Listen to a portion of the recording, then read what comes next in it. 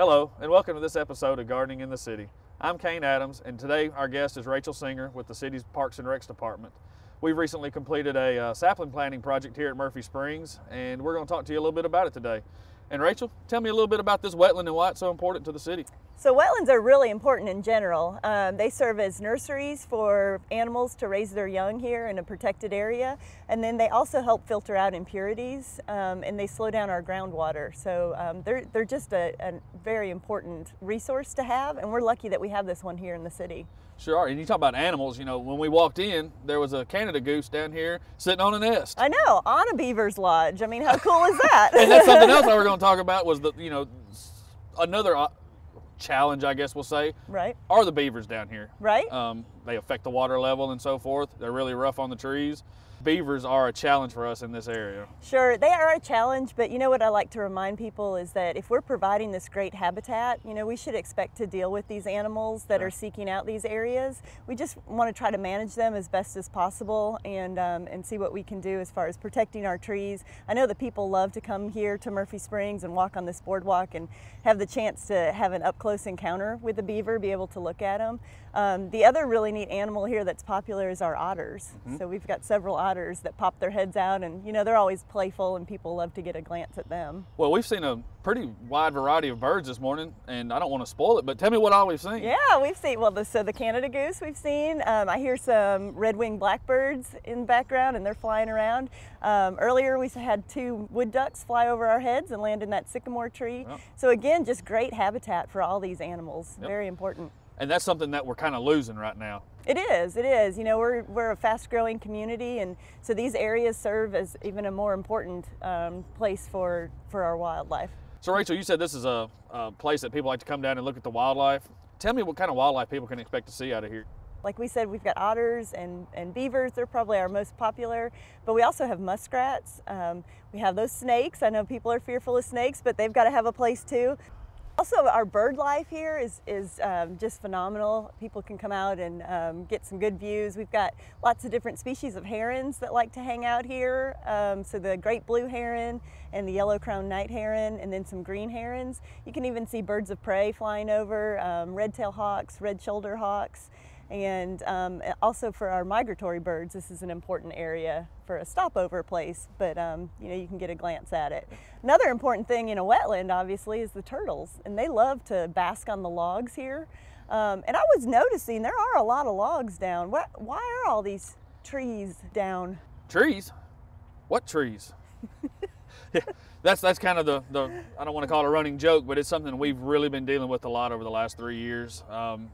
You know, as this project came on, the water levels were brought up, and the trees in this area are lowland trees.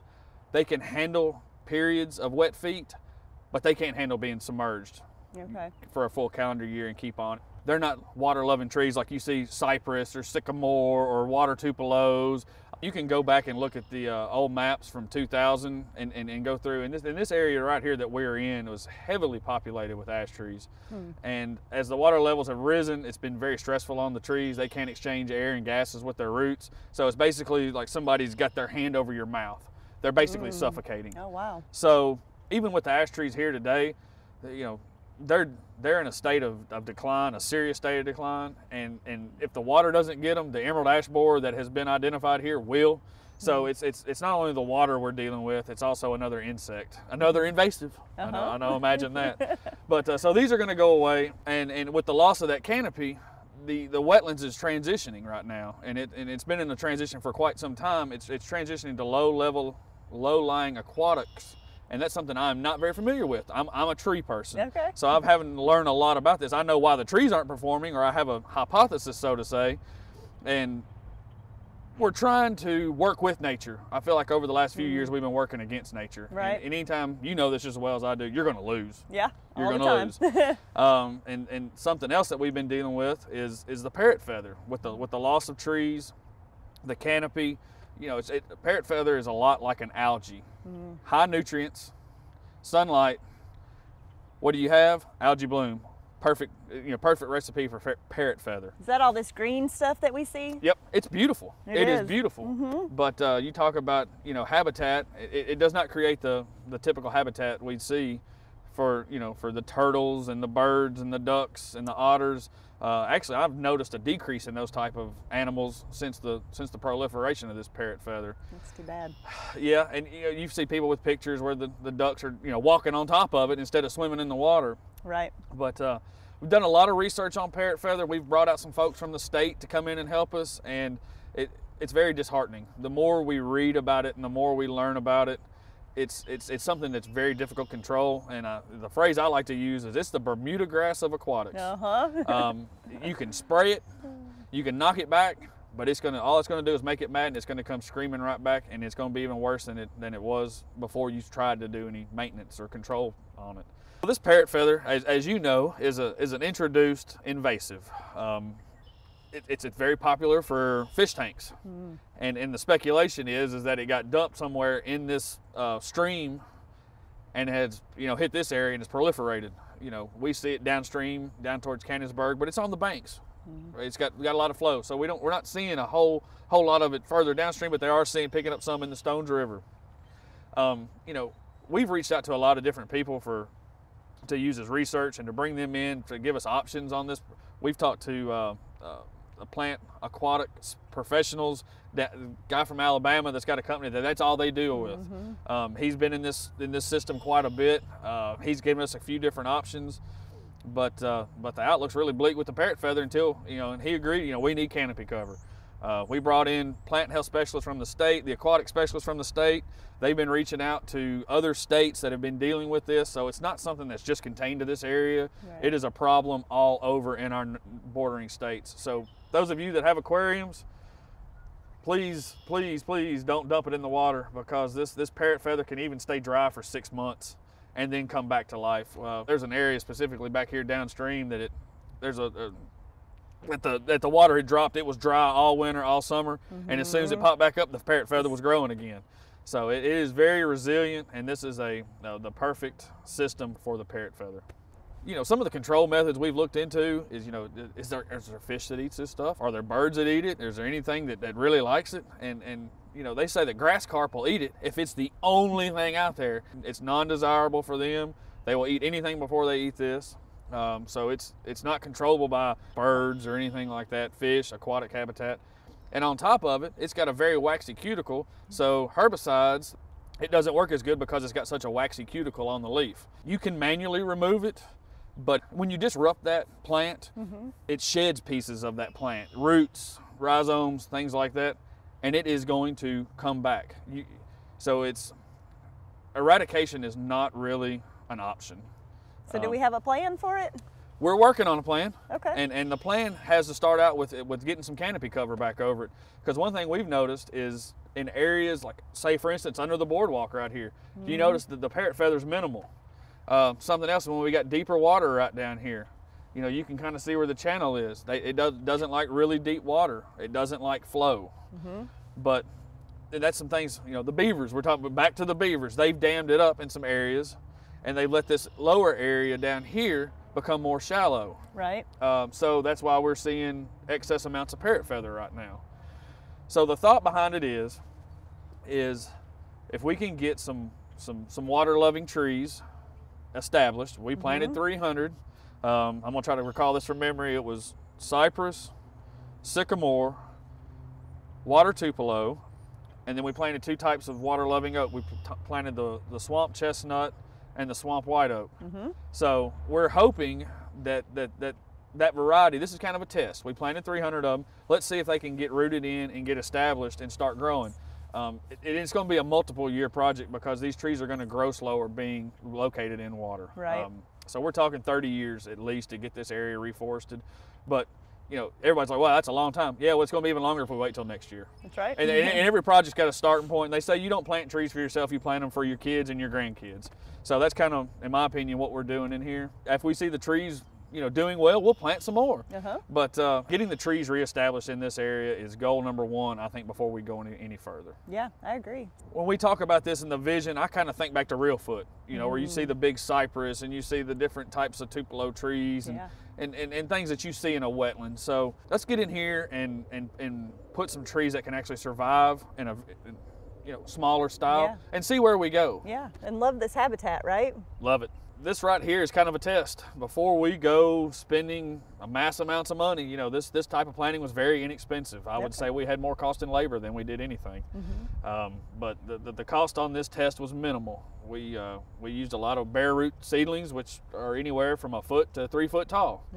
But we also we got a little surprise. We've got 3 larger trees. I'm gonna say larger because they're only 1.5 inches, and you know, typically we plant stuff 2 inch, 2.5 inch larger. But we're gonna do a little test with 3 bald cypress and plant them out here and see if those will take hold and root and thrive. And if they do, then we know we can step up the process and move along a little faster. Okay. And so I've noticed that the seedlings that we did plant, there's guards around them. Can you talk about what the purpose of that is?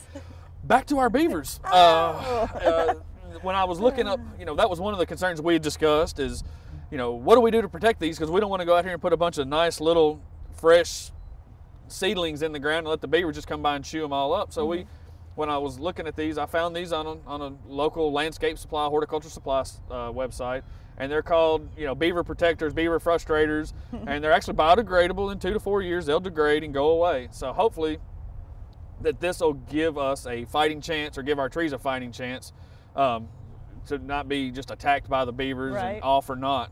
But believe it or not, the beavers have actually helped us on this planting. See, they're not all that, are they? They're not all that bad. We had to use them to our advantage a little bit. It's like what we like to call unintended consequence. Right. From the dam back there, it's dropped the water level significantly in here.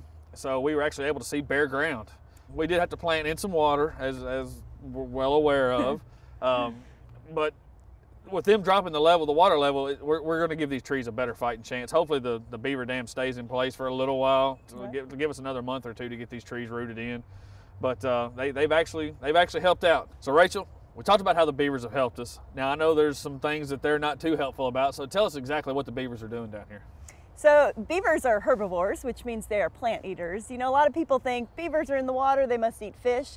They solely feed on vegetation, which is mainly our trees. And so like you mentioned, you know, they like those tender shoots that come up, and that's why we talked about the beaver guards. But they also like a variety of trees, and they do have their favorites too that they kind of go towards and gravitate towards. But what they're doing is, that's their food source for one, but then they also use those trees to make their dams and their lodges. So they don't live in a dam, they live in a lodge, but they make dams to dam up that water. And the purpose of that is they are trying to raise the water levels on the other side of the dam, and that aids in protecting them. It's harder for predators to get to them, and so they make it deeper and wider, and then they kind of have a nice little kingdom there. Well, you mentioned there's certain trees they like. What types of trees down here are they really aggressive towards? So they really like ash trees. I know they like willows. And it's interesting that they usually stay away from hackberries. Every now and then you see them on a cypress. Yeah, or cottonwood you mentioned. Cottonwood. So they do have their favorites. All right, Rachel. We see the activity. The trees are chewed up. We know they're here, but I've never seen a beaver. That's right. They're nocturnal animals, which means they come out at night. A lot of times you can get a glimpse of them at dusk is when they start their activity. But just like the saying says, busy beavers, as soon as they wake up, they are working. And so they're repairing or building dams and lodges, and then their entrance to their lodge is under the water. So that's a reason why you might not see how they can get in. So they have to dive down and then come up through the lodge from underwater. Beavers get a bad rap, but they actually do a lot of good. They change the environment. There's only 2 mammals that can engineer their environment. One's the beaver, one is the human. So they are pretty important. But as they change their environment, the other wildlife can benefit from that. So we've got lots of amphibians, which we know amphibians are important as an indicator species. So it provides more habitat for our frogs and our salamanders. And then also the waterfowl that come through here are going to have a bigger area to utilize.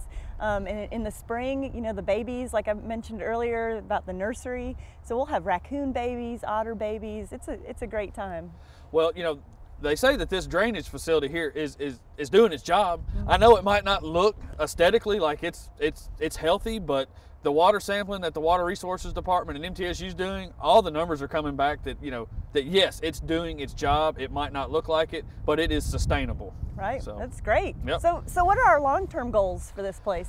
The parrot feather, try to control it. You know, we understand that eradication is just not feasible. So we want to create an environment that is counterproductive to the proliferation of the parrot feather. So that's the long-term goal. We've been working, getting towards where we are right now for quite some time. And the tree planting is the first goal. Get some trees in. Let's see if that works. If it doesn't, we're going to have to drop back and punt. But we really feel like getting some canopy cover, reestablishing the canopy is really going to help. You look at some other areas where we've got some aquatic species that are transitioning in, the parrot feather's not growing there.